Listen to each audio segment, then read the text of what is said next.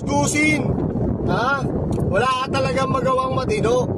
Biruin mo, nagsama ka ng isang alipores na ex-con, tapos yung kaso nakakaw. Tapos ako pa yung pagbibintangan nyo. Ako pa yung pagbibintangan ng mga tao na ako daw yung kasama mo sa live mo, na puro mga kaayupan at mga katarantaduhan, mga pinagagagawa mo, mga scripted mo, na mga panlaban kay Makagago tsaka kay Food Genius. Tinulungan na kita, Norman Mangusin. Binigay ko na yung totoong pagkakakilanlan at pangalan ni Food Genius. Pero wala kang utang na loob. Nagdadami ka pa ng ibang tao. Napakakapal talaga ng mukha mo. Tapos ngayon, mambabaterya ka sa social media. Kaya ka pala nagagawa ng content nila Makagago, dahil gago ka pala talaga minuminuto.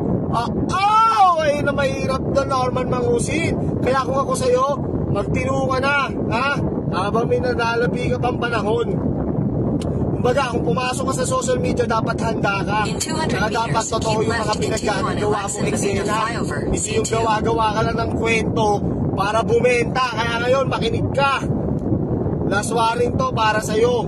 Dahil kapag di mo binago yung sarili mo, sigurado pupulutin ka sa kangkungan. Isama mo na yung Joshua na yan. Pupuntahan ko yan sa kanila, yung kasama mo sa live, at ipapahiya ko yan sa madla. Peace out! Aha!